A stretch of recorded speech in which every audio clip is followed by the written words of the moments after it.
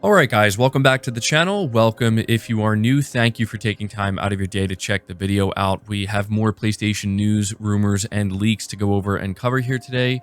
We are talking all about Spider-Man 2. We have a bunch of new information to go over when it comes to this game, including the first sales data that was revealed by Sony themselves. So do me a favor before we dive into this. If you end up enjoying this video or finding it informative, be sure to leave it a like. And if you are new here to the channel, please consider hitting that subscribe button as well.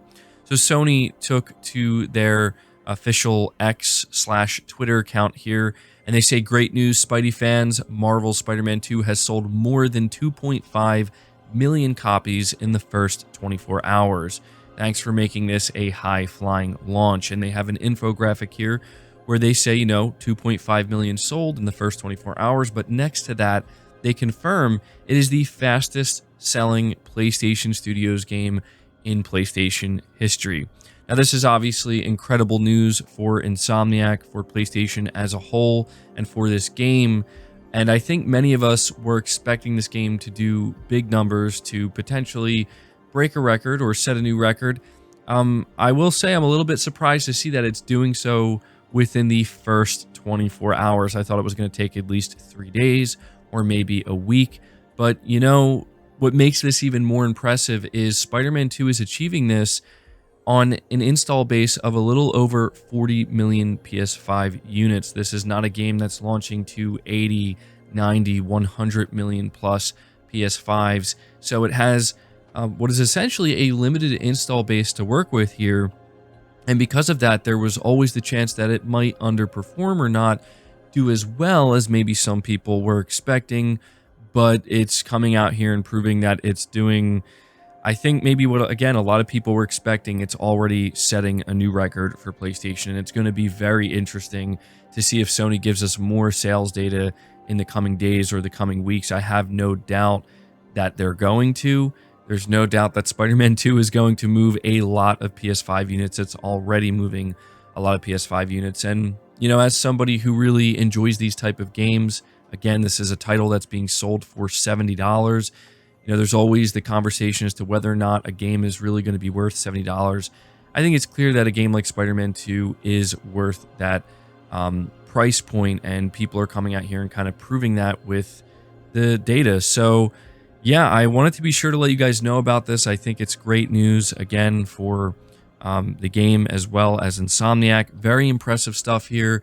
It's going to be interesting to see as we go further into this generation if any other PlayStation Studios title is going to be able to set a new record, or if maybe Spider-Man 2 is going to hold on to the crown for quite some time. But we also have a write-up here from WCCF Tech, and they say Insomniac Games holds itself to incredibly high standards when it comes to delivering engaging and innovative gameplay experiences. This is what was said by Eric Lempel, the SVP of Global Marketing, Sales, and Business Operations at Sony Interactive Entertainment. Marvel's Spider-Man 2 is Insomniac Games' third installment in the franchise for PlayStation, built from the ground up to take advantage of the unique features of PlayStation 5. The goal was to massively build off the action, storylines, and features from the first two games.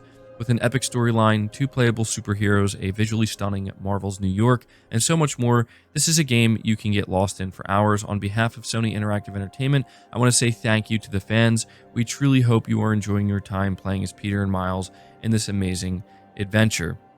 So, yeah, good stuff there. I also want to talk about something that Spider-Man 2's director recently said, and this is being reported by Push Square. They say here, in an age of never-ending live services and padded open-world games, Marvel's Spider-Man 2's relatively tight 20 or so hour story has been criticized by a handful of fans for not offering enough value for money. While the wealth of side content can practically double that playtime, it's still a release on the shorter side compared to other titles. But director Brian Intihar, while acknowledging the PS5 exclusive needs to represent value for money, believes quality trumps quantity. Quote, "For us, it really comes down to the experience we want to deliver with the quality we want to hit.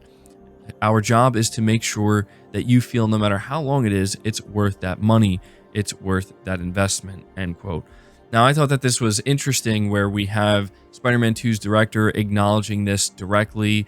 I have seen some people myself talking about the length of Spider-Man 2. I've seen a lot of people saying that they feel that the length is perfect, that it doesn't sound like it's going to be a game that overstays its welcome. It's kind of hitting that sweet spot. But I have also seen some people complaining that it feels like it's not going to be worth that $70. And what Brian Intihar is saying here is something that I can absolutely get behind. He's acknowledging that, people do expect to, to have some kind of value here for $70 spent, but he's saying that for them, it's more about the quality of the experience and not necessarily focused on the quantity.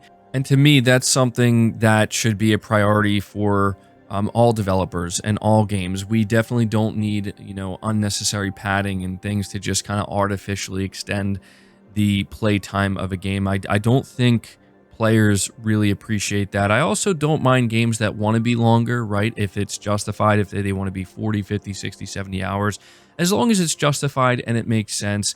But I really kind of appreciate what Brian Intihar is saying here, because it's a little bit of a pushback against people who we're claiming that this game isn't worth $70, but I think in reality, most people who are playing it, and I could at least speak for myself here, the quality is there. And when you think about spending 20 hours, 25 hours of the game, that's not a short period of time. I mean, that's actually a pretty decent chunk of time, at least in my opinion.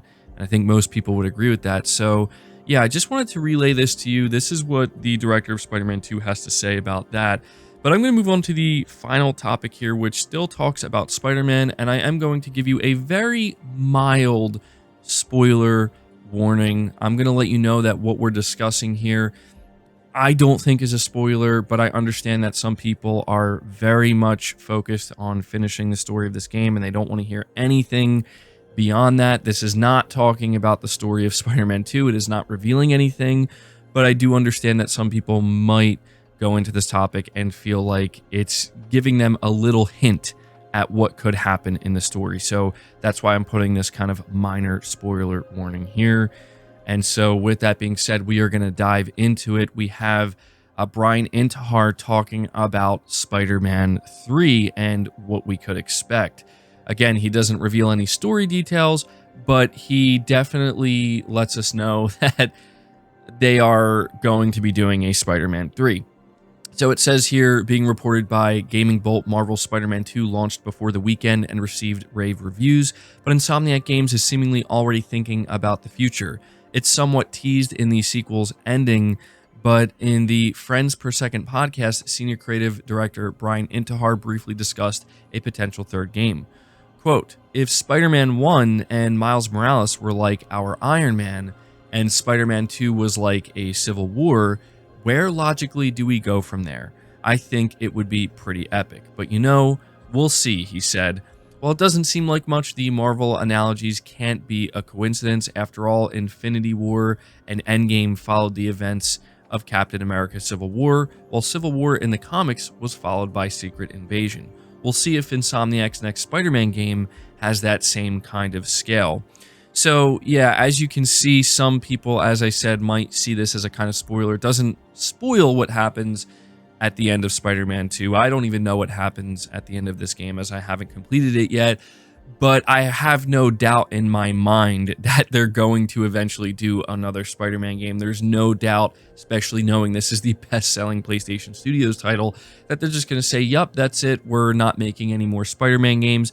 But what I find very interesting about what Brian Intihar is saying here, and if you actually listen to the podcast, he was very, very careful about the way he worded this, and he was very intentional with every word he spoke, and he's clearly trying to convey that if they do a Spider-Man 3, the scale and the size of it and just everything that's going to be there is going to be significantly bigger and larger and just all-encompassing compared to even what we got here with Spider-Man 2. And I think that's actually incredibly exciting.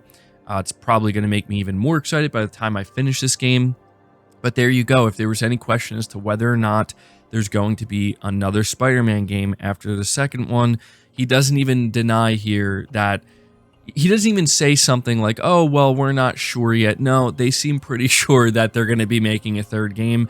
And I understand that some people maybe feel a little bit disappointed that, oh, Insomniac is just becoming a Marvel studio. But honestly, when you look at the incredible work they're doing with the Spider-Man property and what they're going to do with Wolverine, and I have no doubt that's going to be just as incredible, if not even better, it's kind of hard to feel disappointed when they're, really kind of living up to it here. So there you go. I wanted to dedicate this video to talking about Spider-Man because, in my opinion, we have a lot of good news regarding Spider-Man that we're going over here and discussing. So at this point, I want you guys to leave your thoughts down in the comments below. Let me know what you think about everything we discussed here today, or just let me know your thoughts on what you played of Spider-Man 2 so far. Be sure to leave the video a like if you enjoyed it or found it informative, subscribe to the channel if you're new, hit the bell notification icon, and feel free to share this video out on top of all that. But until next time, guys, take care.